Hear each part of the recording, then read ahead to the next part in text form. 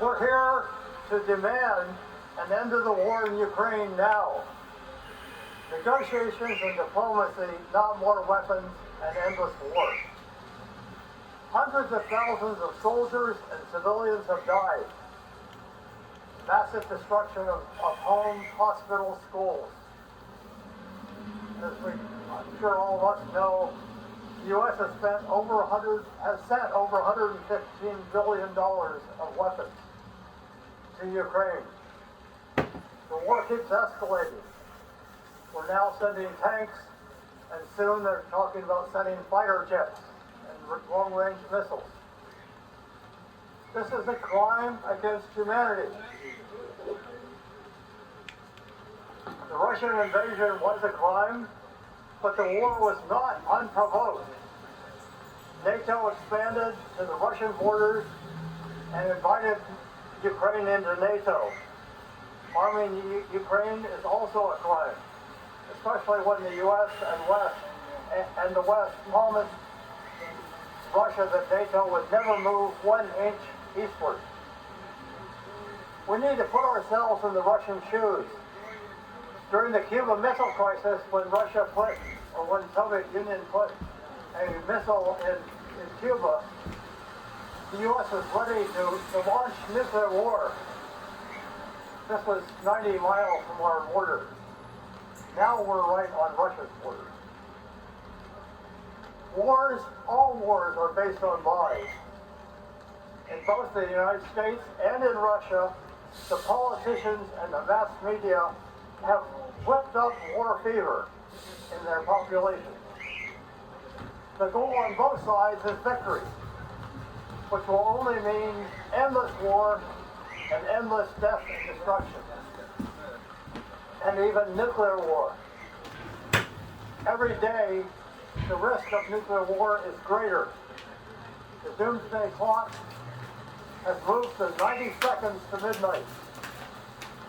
Daniel Ellsberg believes that we have a 1 chance in 6 of having a full-scale nuclear war with Russia. And there'd be a resulting nuclear winter, and over 9 billion people would die. This is total insanity.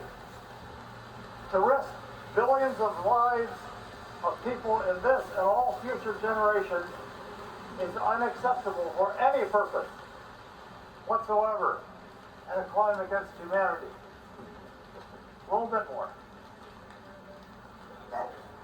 To risk billions, we demand a ceasefire now. Negotiations and diplomacy, not war. And they say there's no possible middle ground that both sides could agree to. I'd just like to suggest something in case they haven't thought of it. And that would be to get together at the negotiation table, Russia, Ukraine, and the United States, and really encourage everybody to look at how it looks to the other side. Put yourself in their shoes. And try to find what could meet everybody's concerns and needs. And if there were disagreement about some areas, such as Ukraine and Donbass, promise that there would be internationally supervised elections. And the people of those countries could decide what they want. I want to encourage people to look at the film, The Movement and the Madman, which will be shown on PBS on March 28th at 9 o'clock. And it tells the story of the American people stopping Nixon from using nuclear weapons against North Vietnam. So there's amazing power of the people. So thanks for coming. Keep hope alive. Make your voices heard. Truth shall overcome. And I like to think of what President Eisenhower once said. He said, I think that the people of the world want peace so much, the governments have to get out of the way and let them have it. We want it. Thank you. Protecting the people, they're about breaking profit, exploiting people. Now, we just had a rally last week to free Mumia Abu Jamal and other political prisoners. And we should think about this. In this country, every day they're murdering blacks and others in this country. The police, the militarization of the police. What is that about? Is that about protecting democracy? No! Is that about protecting human rights? No!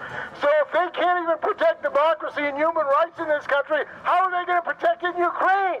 We have to educate American people. And I think the thing about the ILWU is in 2008, the ILWU organized a West Coast strike against the invasion of Iraq. People need to remember that. Workers have the power. Workers have the power to stop this war.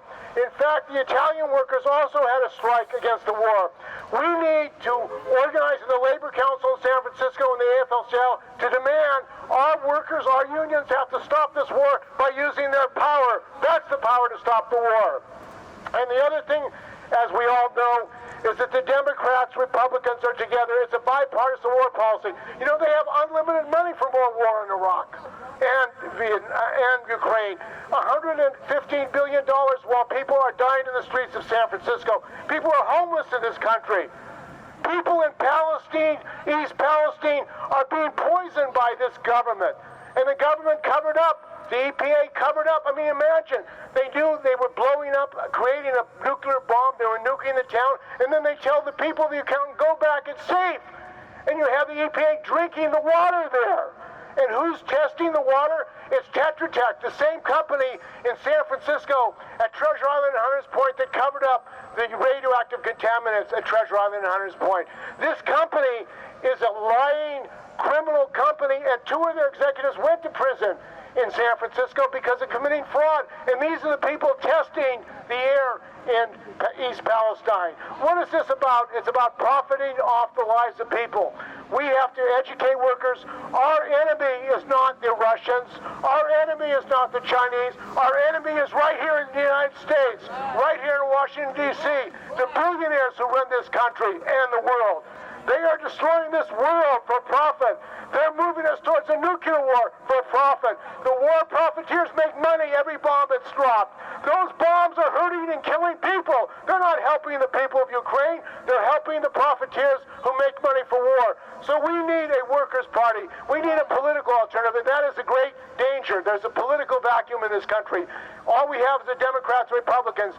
We need the workers and the unions to have a political party of labor, a Democratic Labor Party, so workers have a choice.